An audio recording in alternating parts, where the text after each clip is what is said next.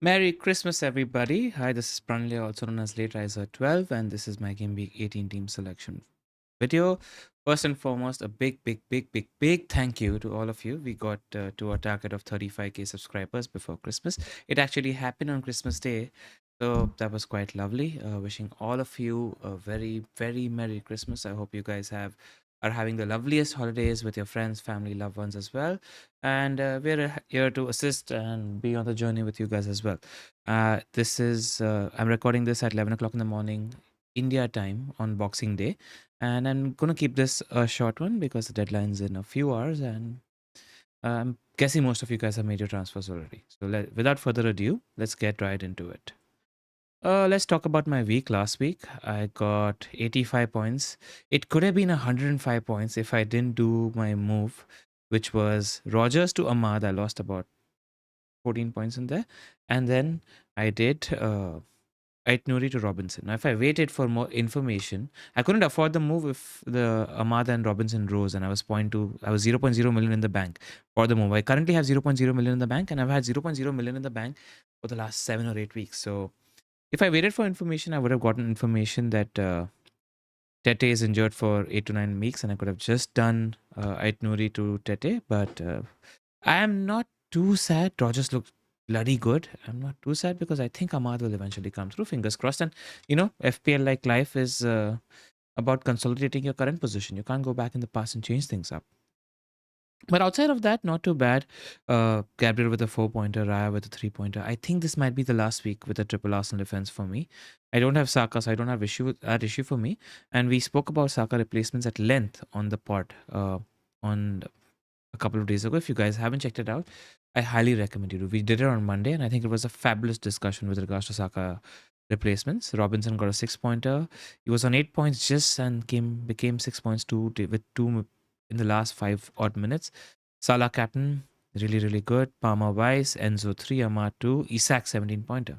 So basically, Robinson, Salah, and Isak carrying my team 85 points, which is probably the case for everyone. I mean, everybody who had about 9-10 points more was Cunha.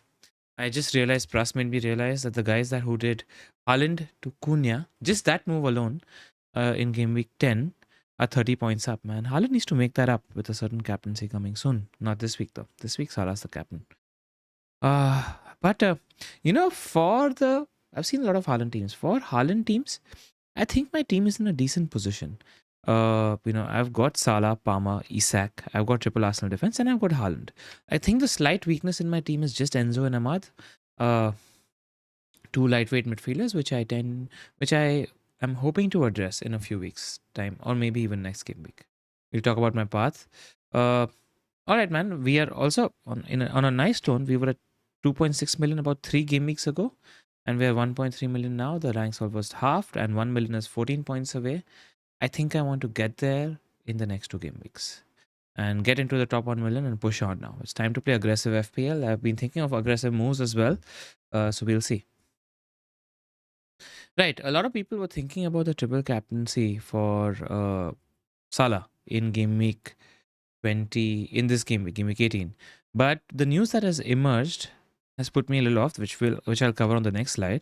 But basically, why there's a great case for Salah triple captaincy is that Liverpool have odds of 3.65 against Leicester at home, which is the highest projected goals for a team this season. The second highest was City against Southampton, where a lot of people played the triple captaincy chip on Erling Haaland.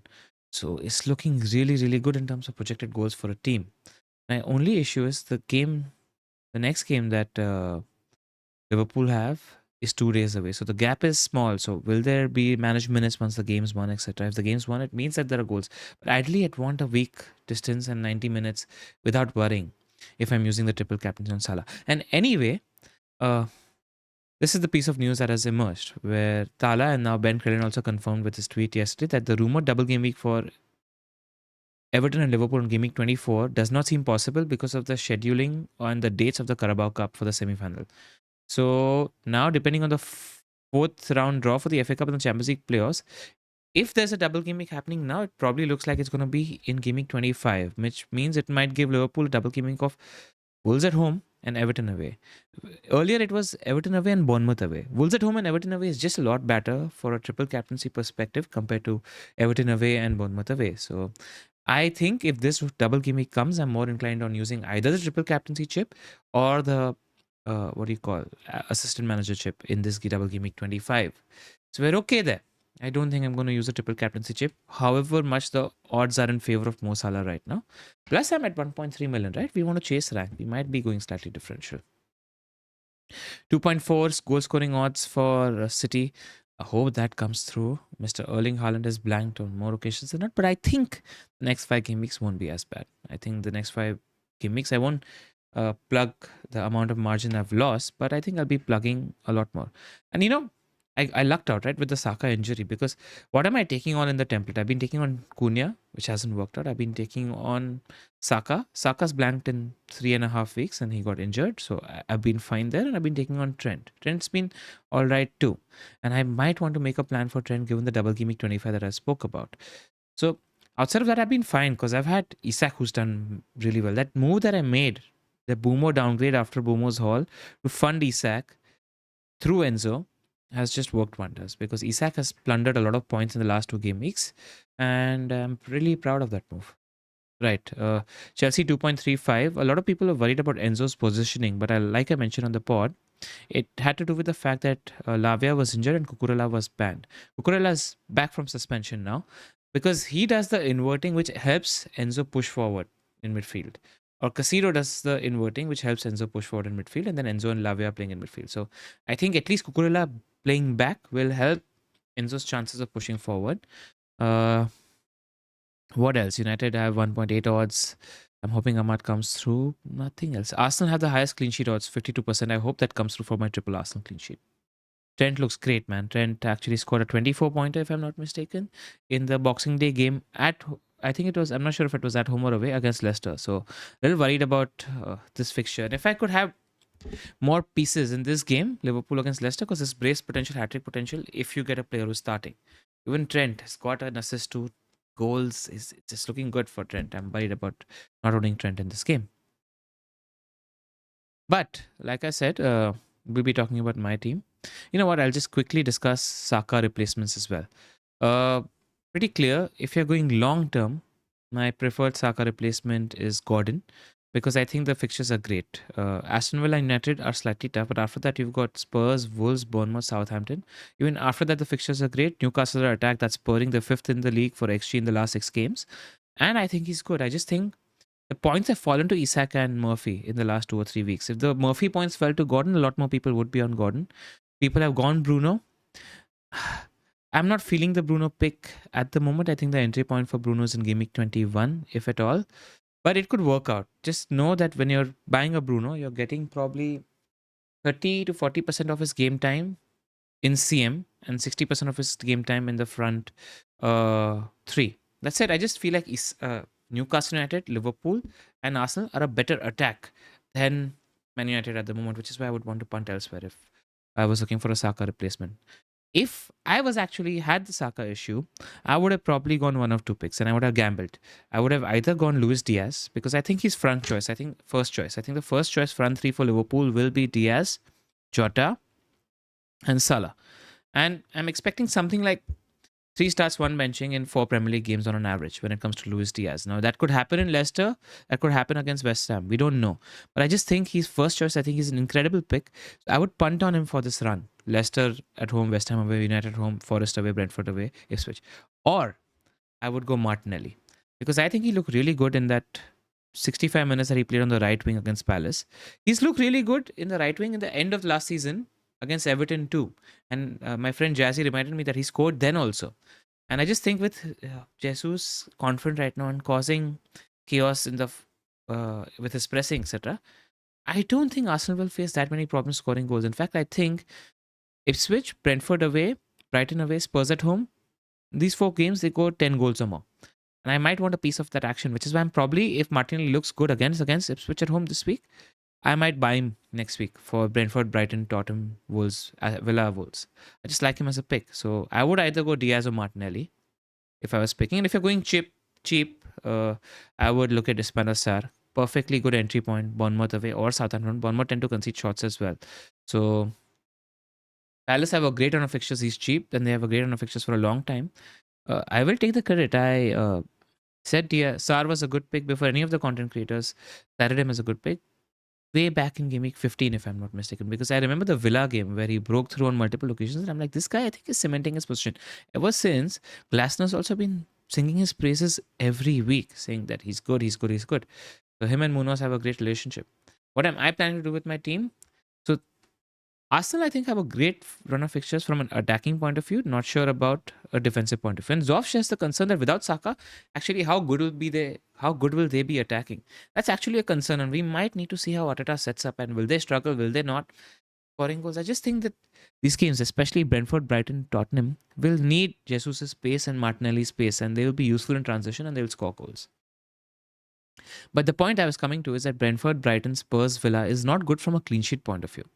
And I've got triple Arsenal defense. So I think I don't have Munoz, I don't have Trent. I want to get them. So I will remove the two defenders I might remove are Raya and Timber. I'm saving the transfer this week. I'm not making any moves. So eventually next week I will remove funds out of Raya and Timber. And the players that I'm targeting are Munoz because great entry point next week. He's attacking. You know me. I love Munoz. He's like an attacker in a good Palace defense now that I think will keep some cleans. Trent's on my radar because Game Week 25 double is coming. The only thing is, can I ignore Trent for West Ham, United, Forest, Brentford? Like United, Forest, and Brentford, I don't think clean sheets are locked. So then I can buy Trent in Game Week 23 if needed for the double in 25. That's something I'm weighing up. And I want to either convert Ahmad or Enzo to an Arsenal attacker, Diaz, Sar, or Gordon. These are the sort of team structure moves that I'm sort of looking at. The thing is, it makes no sense to remove money from Arsenal defense this week, and it would lead to a -4 to fund an upgrade on Ahmad and Enzo. But boy, if I could have a piece of Liverpool attack this week, I would bloody hell love to do it. Shout out to Baker and I think Jazzy, both of them, people I like, are getting Diaz this week. I think if he starts, you're in for a double, triple return. You know, it's got that upside ceiling, which I'm hating missing out on. But I'm having a certain Erling Haaland in my team, and I'm giving him Everton, Leicester, West Ham for sure. Then I'll see if I want to give him Brentford, Ipswich away, and I'm likely captaining him next week against Leicester away when Salah has West Ham away. I think I'll take it on because Leicester's the best fixture in the league. So there you go. Not going to waste much time. Salah's an obvious captain this week. I'm not even tempted to captain Haaland. So I just hope that City finds some fluidity. I hope De Bruyne starts. He creates a couple of chances for Haaland and he puts them in the back of the net. And that will be that. Robinson's a slight weakness in my starting 11. Otherwise, I've got triple Arsenal defense, Salah, Palmer, Enzo, Ahmad, Isak, Haaland, and Pedro. I'm looking all right. No issues. Looking to comfortably save this week. I thought of selling Palmer and doing a hokey cookie with Diaz, but Palmer's getting 90 minutes. Like Diaz might not, but like the aggressive me had wondered about the maybe I do a last minute flipsy move like that if I hear about some team news because I just want a piece of that Liverpool attack, man. So yeah. Quick shout out to Sleeper. If you haven't already signed up or download the app. And then what you can do is you can join our Pick and Leap. I think it's time for you to join it so that you're in place. Play the game for a week or two so that you set it up for next month because every month we're giving out the highest scorer every month gets a Premier League jersey of their choice. And the highest 3 scorers in our Discord in the Pick and League get a Premier League jersey of their choice. And it's basically very simple. All you need to do is pick the result in a game. So let's say if it's Arsenal versus Ipswich at home, you need to pick either Arsenal win, draw, or Ipswich win. And if you're picking Arsenal win and it's right, you get 1 point. So for every correct, there's no scoreline predictions, etc. involved. So for every correct prediction, you might get a point. It's actually good practice for the assistant managership as well. So yeah, download the app. Or join and then join our Picking Leap. And if you want to fancy and increase your odds, join our Discord, which is great banter, great discussion in the Discord as well. Hit like and subscribe. Thank you to Fantasy Football Scout as well. All the stats that you see on the table on this podcast are from the Fantasy Football Scout members area as well. And Merry Christmas, Happy Boxing Day, and we will see you on the main pod on Friday. Take care, guys.